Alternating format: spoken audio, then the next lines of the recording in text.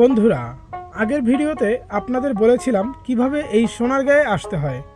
তো আমি এবার চলে এলাম বাংলার লোক ঐতিহ্যের এক অনন্য নিদর্শন শিল্পাচার্য জয়নুল আবেদিন কর্তৃক প্রতিষ্ঠিত নারায়ণগঞ্জের সোনারগাঁয়ে অবস্থিত বাংলাদেশ লোক ও কারুশিল্প ফাউন্ডেশনে। বন্ধুরা, জাদুঘরে প্রবেশের জন্য জনপ্রতি 50 টাকার টিকিট কিনে আপনাকে প্রবেশ করতে হবে এর মধ্যে।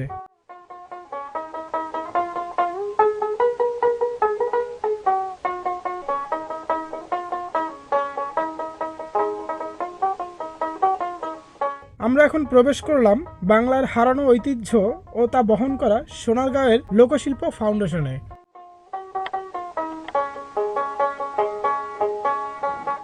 মূল গেট দিয়ে প্রবেশ করতেই আপনার চোখে লাগবে বাংলার 12 ভূঁইয়াদের অন্যতম ঈশাখার ব্যবহৃত সেই বড় সর্দার বাড়ি।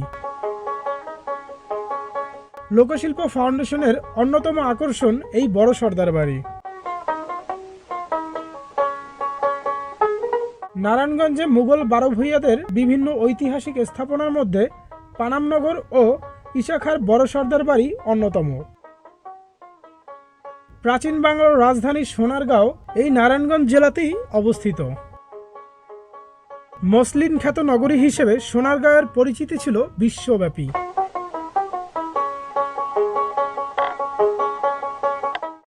বড় সর্দার বাড়ি থেকে কিছুটা সামনে এগোলেই চোখে পড়বে শিল্পাচার্য জয়নুল আবেদিনের গড়া গরুর গাড়ির ভাস্কর্য, যা এখানে অত্যন্ত আকর্ষণীয় হিসেবে পরিলক্ষিত হয়ে আসছে।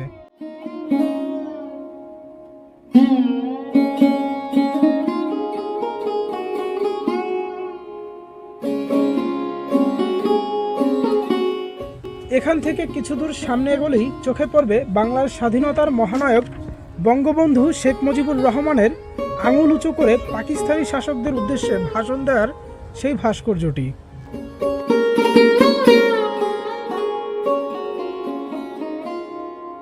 এছাড়াও রয়েছে ফাউন্ডেশনের প্রতিষ্ঠাতা শিল্পাচার্য জয়নুল আবেদিনের একটি ভাস্কর্য।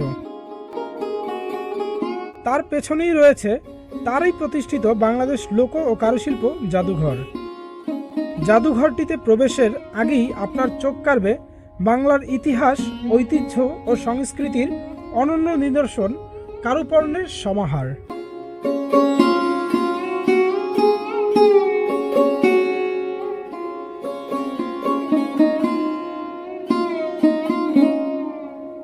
ছোট একটি স্টলের মতো করে এখানে শোভিত করা হয়েছে মাটির হাঁড়ি, পাতিল, ঢাকনা, কলস, কুলা, মাথার ক্যাপ, ডালা, মাছ ধরার মই, চাই ও নানা রকমের মাটির তৈজসপত্র।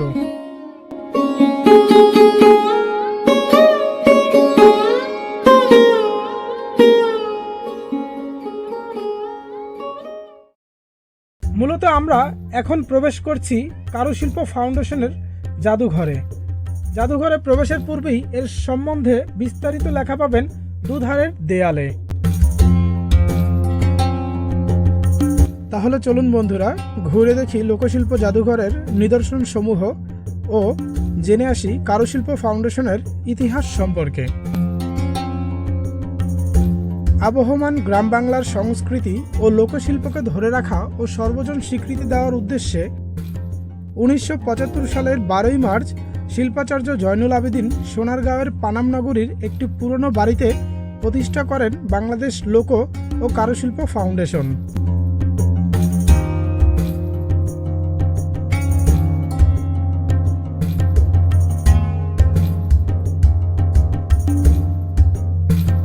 পানামনগরীর ঠাকুরবাড়ি ভবন ও ঈশাখার তোরণ এই দুটিকে একত্রে নিয়ে প্রায় 16 হেক্টর জায়গা জুড়ে কারু ও লোকশিল্প ফাউন্ডেশনের অবস্থান।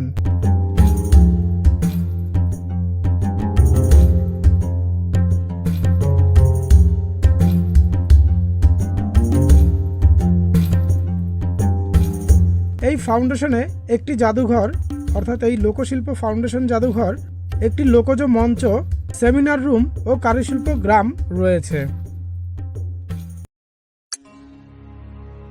প্রায় 4500 প্রাচীন নিদর্শন কর্তৃপক্ষ কর্তৃক যথাযথভাবে সংরক্ষিত রয়েছে এই জাদুঘরে। জাদুঘরটিতে আছে বাংলাদেশের গ্রাম বাংলার প্রাচীন শিল্পীদের সুনিপুণ হাতের তৈরি বিভিন্ন শৈল্পিক ও দৈনন্দিন জীবনে ব্যবহার্য নানা পণ্য সামগ্রী।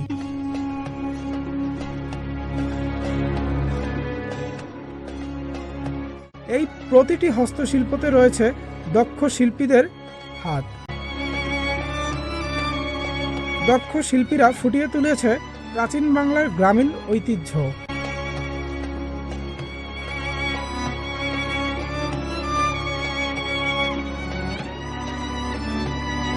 এছাড়াও গ্যালারিগুলোতে দেখা মিলবে কাঠে খোদাই করা শিল্প, কারুশিল্প, পটচিত্র ও মুখোশ, আদিম জীবনভিত্তিক নিদর্শন, লোকজ বাদ্যযন্ত্র, পোড়ামাটির ফলক, লোহা, তামা, কাঁসা ও পিতলের তৈজসপত্র সহ লোকজ অলংকার এবং প্রাচীন অনেক নিদর্শন।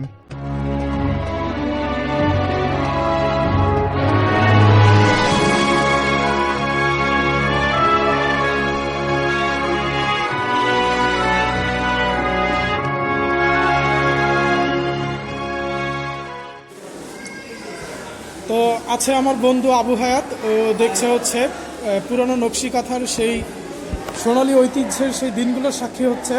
তো আবু হায়াত, কি দেখছেন আপনি? আমরা দেখছি নকশি কাঁথার থলে, নকশি কাঁথার থলে, দস্তরখান। আচ্ছা, সাথে আছে মাহমুদুল, ও আমার ক্লাসমেট। আমরা হচ্ছে গিয়ে ভার্সিটিতে একসাথে লেখাপড়া করি, যদিও ঠিকমতো যাওয়া হয় না কলেজে, কিন্তু বন্ধুত্বের যে বন্ধন সেটা অবশ্যই অটুট আছে আমাদের। বন্ধুরা, এখন দেখছেন আবহমান বাংলার এক অনন্য ও ঐতিহাসিক নিদর্শন পালকি। মূলত ইংরেজরা আসার আগ থেকেই এদেশে পালকির চল ছিল, কিন্তু ইস্ট ইন্ডিয়া কোম্পানির শাসনকালে যাতায়াতের প্রয়োজন বাড়ল, আর তার কথা মাথায় রেখেই 1778 সাল থেকে শুরু হলো পালকি রিলে পরিষেবা। ক্যাপ্টেন জন হার্বি কলকাতা থেকে বেনারসের মধ্যে এই পরিষেবার সূচনা করলেন। কলকাতায় সে সময় পালকি বাহক হিসেবে ওড়িশার লোকদেরই রমরমা ব্যবসা ছিল। তারা কলকাতা এবং বাংলার নানা জায়গায় পালকি বাহকের কাজ করতেন।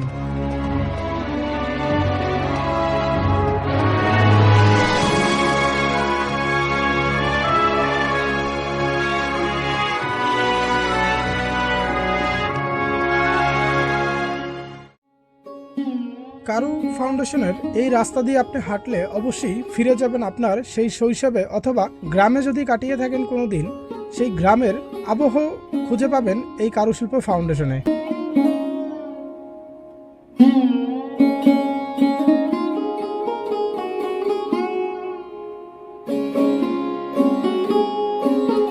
হাঁটতে হাঁটতে আপনার চোখে লাগবে খুব সুন্দর কিছু দৃশ্য, তার মধ্যে বাঁশের সাঁকো এবং বিভিন্ন ধরনের পশু পাখির কোলাহল তো রয়েছেই।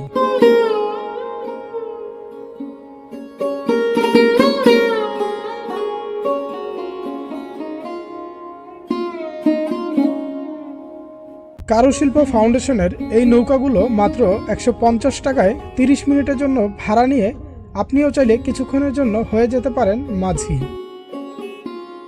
এবং অনুভব করতে পারেন গ্রামীণ জীবনের স্বাদ। যারা শহরেই বেড়ে উঠেছেন তাদের জন্য এই ভ্রমণটি হতে পারে এক অমূল্য উপলক্ষ।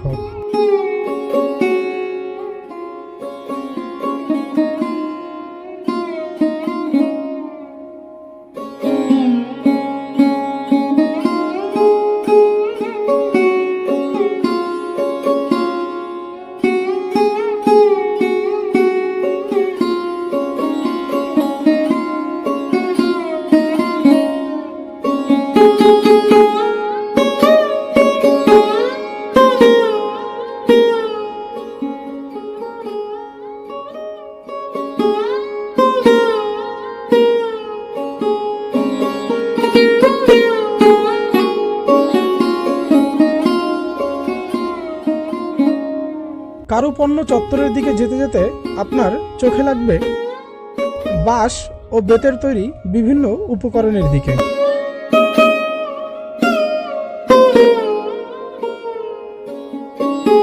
এখানকার শিল্পীরা তাদের সুনিপুণ হাতের ছোঁয়ায় নানা রকমের বাঁশ ও বেতের জিনিস বানিয়ে থাকে।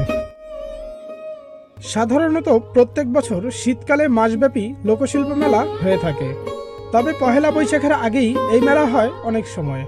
মূলত গ্রামীণ আবহে এই মেলার আয়োজন করা হয়। এই মেলায় বসে বাংলাদেশের ঐতিহ্যবাহী পোশাক জামদানির হাট। এছাড়াও গ্রামীণ নানা আনুষঙ্গিক সকল প্রকার জিনিসপত্র সহ গজা, মুড়ি মুড়কির খুচরা দোকানেরও সন্ধান মেলে এই মেলায়।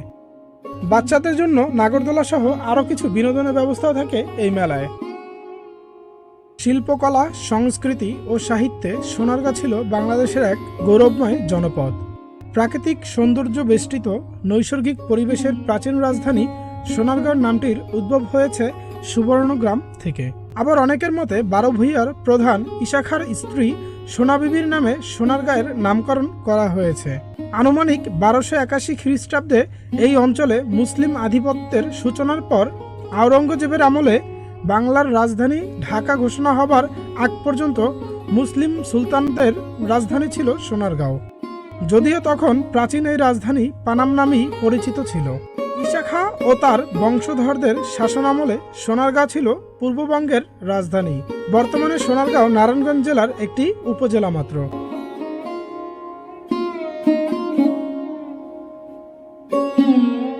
শহরের এই কর্মব্যস্ত কোলাহলপূর্ণ জীবন থেকে একটু ছুটি নিতে ঘুরে আসতে পারেন প্রাচীন বাংলার রাজধানী সোনারগাঁও থেকে।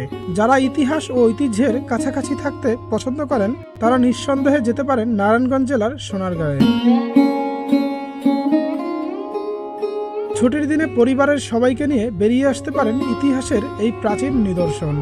আর এতে আরও বাড়তি লাভ হলো পরিবারের ছোট বাচ্চাদের বাংলার প্রাচীন ইতিহাসের অনেক কিছুই স্বচক্ষে দেখার সাথে সাথে জানাও হবে, যা তাদের ভবিষ্যৎ জীবনে অনেক কাজে দিবে।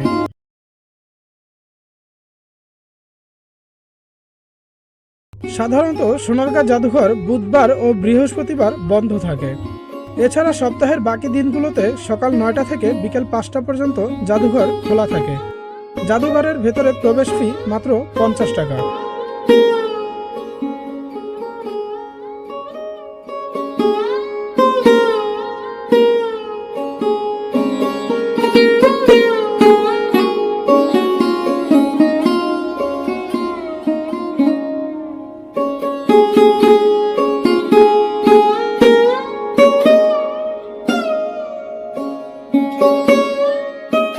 বন্ধুরা, সোনারগাঁয়ের লোক ও কারুশিল্প ফাউন্ডেশন জাদুঘর থেকে আজকের মতো বিদায় নিচ্ছি। আমি মোহাম্মদ সজীব। ইনশাআল্লাহ পরবর্তীতে অন্য কোনো স্থানে আবার দেখা হবে। সজীব কোথায় চ্যানেলটিতে নতুন হয়ে থাকলে এবং ভিডিওটি ভালো লেগে থাকলে অবশ্যই ভিডিওটিতে লাইক, কমেন্টস, শেয়ার ও চ্যানেলটিকে সাবস্ক্রাইব করে পাশে থাকা বেল বাটনটি বাজিয়ে দিয়ে আমাদের পরিবারের সদস্য হয়ে যাবেন। ধন্যবাদ।